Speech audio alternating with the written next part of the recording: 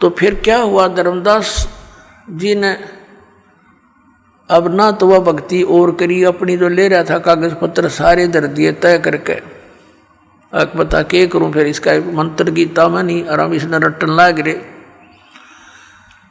अब श्याम ने सो गया और रोवे अंदर अंदर कि भगवान अब कदे वो संत साधु फिर आ जावे, हे दाता मैं कति बहस नहीं करूं, विवाद नहीं करूंगा, अब क्या करूं, मैं तो ठगया सा रह गया, मेरा तो सब कुछ लुट गया। ये भक्ति तब करने की इच्छा कति नहीं बनती। सारी रात ऐसे ही करवट बदल बदल कर बखत से उठ लिया। अब उसने सोची खाना बना, उठ के वक्त खाना बना लिया ना तो वो पहले लिपा पोती कराया करता, पूजा पाजा की सारी सामग्री जुटाया करता, रोटी बनाने लग गया वक्त से उठ के। अकीब क्या करूं बता, और तो कोई काम रहा नहीं। अब खाना बनाने के लिए जंगल से लकड़ी तोड़ कर ला रखी थी शाम को, सुबह वक्त से यानी सूर्य उदय होने से पहले लकड़ जला लिए। एक मोटी लकड़ी अन्य सहयोगी लकड़ी लगा कर चूल्हा जला दिया, आग अग्नि जला दी, प्रज्वलित कर दी, अपना खाना बनाया, सब्जी बनाई, फिर रोटी बनाई। धीरे धीरे वह लकड़ी जलती जलती चूल्हे के निकट आ गई, पिछला हिस्सा उसका। तब तक सूर्य उदय होने वाला हो गया, प्रकाश सा खूब अच्छा हो गया। अब उसकी नज़र कहाँ गई, उस मोटी लकड़ी के पिछले हिस्से पे एंड पर वह थोथी थी, अंदर से होलो थी और उसके अंदर चींटियाँ थी। चींटियाँ अपने अंडे ले लेकर बाहर निकल रही थी और उस लकड़ी के पिछले हिस्से पर कुछ गिल्ली होने के कारण, जलने के कारण एक तरल पदार्थ सा तेल की तरह उबल रहा था। उसके पिछले हिस्से पर एक थोड़ी सी आधी गीली लकड़ी हो थोड़ी बहुत, तो उसका एक ऐसा तरल पदार्थ सा पीछे उबल रहा था, पिछले एंड पर उबलता रहता है। अब वो आगे तो अग्नि फूंक रही, बाहर निकलने की चेष्टा करें तो उसके ऊपर गिर गिर के वहाँ जल रही, चटक चटक हो रही है। अब उसका ध्यान गया, रो तेरे की जुल्म कर दिया, ओहो हुआ तो बड़ा घोर पाप हो गया। भगत दयालु होते हैं। अब उसने सोचा हे भगवान आज तो अनर्थ हो गया, इतना पाप जिंदगी में कभी देखा नहीं। अरे तो इतनी लंबी लकड़ी थी, हाँ इसमें तो पता नहीं लाख जल गई, 50,000 जल गई है भगवान चींटियाँ। अब उसने फटाफट वो जल बुझा दिया, जल डालकर लकड़ी तो, और सोचा कि इसे पाप के अन्न को मैं नहीं खाऊंगा, इस पाप के भोजन को नहीं खाऊंगा, किसी साधु संत को खिला दूंगा। इस उद्देश्य से सारे भोजन को लेकर रखकर थाली में चल पड़ा, क्योंकि मथुरा के आसपास ये भगत साधु संत घूमते ही रहते हैं। उस समय परमात्मा ने हिंदू साधु का रूप बना लिया, लाल से कपड़े अपने ऊपर कर लिए, और हिंदू धर्म के लोग ऐसे ही लोगों को साधु मानते हैं। धर्मदास जी ने देखा कि सामने एक महात्मा बैठा है, उसके पास गए और कहा महात्मा जी भोजन खा लो। परमात्मा ने कहा रख दे धर्मदास, भूख लगी है भाई। अब धर्मदास जी ने देखा कि ये आदमी मुझे कैसे जानता है, ध्यान किया और ऐसे लगता कुछ देखा हो, लेकिन वेश बदल रखा भगवान ने। सोच लिया कि मैं भंडारे करता रहता हूँ, कभी आया होगा भंडारे में महात्मा धर्म यज्ञ में। तो कहा महाराज भोजन खा लो। का अच्छा भाई। अब परमात्मा कबीर जी ने क्या किया, लोटे में जल ले रखा था अपने में, उसमें से जल लिया चुलू में, एक मंत्र हा बोला और पूरी बात पर छिटक, जितना भी भोजन था सारे पर छिटक दिया, छींटे मार दिए।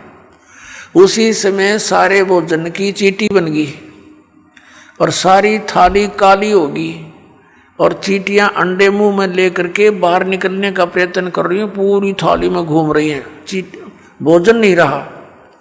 तो परमात्मा उसी रूप में आगे जिस रूप में पहले दिन वार्ता हुई थी और कहा रे धर्मदास कल क्या कह रहा था कि तुम कोई जीव हिंसा नहीं करते, तेरे से तो कसाई भी अच्छा, इतनी चीटी पाप का भोजन तो मुझे खिलाने लाया था। चरण पकड़ लिए, पैरों में गिर गया, हाथ जोड़े, हे भगवान गलती होगी, हे परमात्मा माफ कर दो मुझे, मालिक मैं नीच गणा हूँ और पिछला यो गंदा रंग मेरा घना चढ़ रहा था दाता, मेरे से गलती बन गई, रो बुरी तरह। हे भगवान मुझे कुछ और ज्ञान बताओ, आपने तो इधर का छोड़ा ना इधर का, मैं तो सारी रात करवट बदल के काटी दाता। तब परमात्मा ने कहा अब सुन ले, ज्ञान सुनाऊं कि जो साधना तू कर रहा है बच्चा, ये तेरे को घोर नरक में डालने की है। कहाँ से चल कर आया है तू? बांधवगढ़ से आया हूँ महाराज। बांधवगढ़ मथुरा से कितनी दूर है? कि लगभग 800 किलोमीटर, 700 750 किलोमीटर। किस साधन से आए हो? कि पैदल चल के आया हूँ महाराज। तो बच्चा बांधवगढ़ से यहाँ आने तक आपने कितने जीवों को अपने पैरों के तले मार डाला, कुचल कुचल कर। सूक्ष्म प्राणी जो दिखाई नहीं देते, और कीड़े मकोड़े ये तो गिनती नहीं। पुण्य तेरे को एक नहीं, क्योंकि इस जोड़ में नहाते के फायदा। जिस मथुरा के तालाब को तीर्थ मानते हो और ये मानकर आपके धर्मगुरु आपको समझाते हैं, ज्ञान देते हैं कि यहाँ भगवान श्री कृष्ण रहा करते थे, लेटा करते थे, नहाया करते थे, तो परमात्मा ने बताया यहाँ तो कंस भी नहाया करता इसमें, और कंस भी यही लोटा करता। और श्री कृष्ण जी तो इस मथुरा ने छोड़ कर द्वारका बनाई थी, समुद्र के बीच में एक टापू सेलेक्ट करके, वहाँ रहा करते। वहाँ क्यों नहीं जाते तुम? वो दूर घना पड़ता होगा। और परमात्मा ने दया करी थी, वो द्वारका को जल में डबो दिया था कि गड़ धक्के खाना ना होंगे, कदे भ्रमित होकर यहाँ पहुँचे। और तुम वही साधना कर रहे हो जो शास्त्र विरुद्ध है। अब धर्मदास जी तीर्थ में नहाने का तो एक भी पुण्य को नहीं।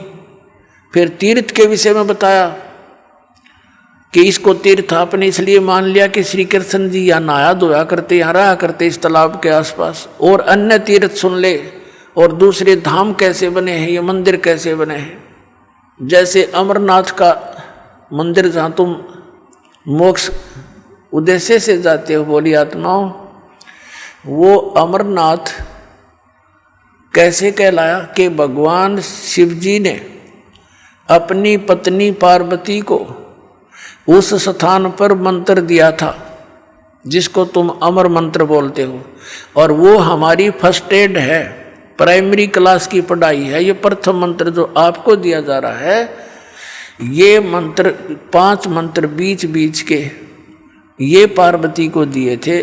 उसका तुमने पता भी कोई ना कौन सा हो अमर मंत्र, अमर मंत्र, अमर मंत्र करते फिरते हो। और उस स्थान पर भगवान शिव ने पार्वती को नाम दिया था, जिस कारण से उसने सच्ची लगन करके जाप करके और जितना अमरत्व प्राप्त हुआ वो प्राप्त किया। वो कितना है? जब तक वो शिव जी भगवान की मृत्यु नहीं होगी, पार्वती उसके साथ रहेगी। उससे पहले वो 107 बार जन्म और मर ली थी। अब पुण्यात्माओं वहाँ अब ना शिव जी कोई मंत्र दे दिया आपने, और ना कोई और स्थान व्यवस्था, तो वो नाम अमर मंत्र पूरे गुरु तय आपको जहाँ मिल जा। धर्मदास अगर आपको वो मंत्र कहीं पर भी मिल जाता तो उस प्राणी के लिए, आपके लिए वो स्थान अमर धाम है, वो अमर लोक अमर है, अमर धाम है वो अमरनाथ का स्थान वो है उसके लिए। जैसे ही बाप जी को यहाँ बरवाला आश्रम में मिलता है मंत्रियों, तो आपके लिए तो ये है तीर्थ, ये बरवाला बड़ा वो तीर्थ है। लेकिन जैसे क्रोथा आश्रम में जिन्होंने मंत्र लिया था तो उनके लिए वो क्रोथा है, वो अमरधाम।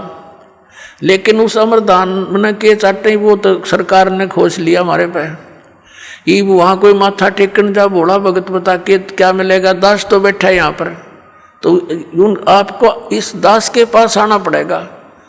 और उस क्रोधाश्रम में कख नहीं।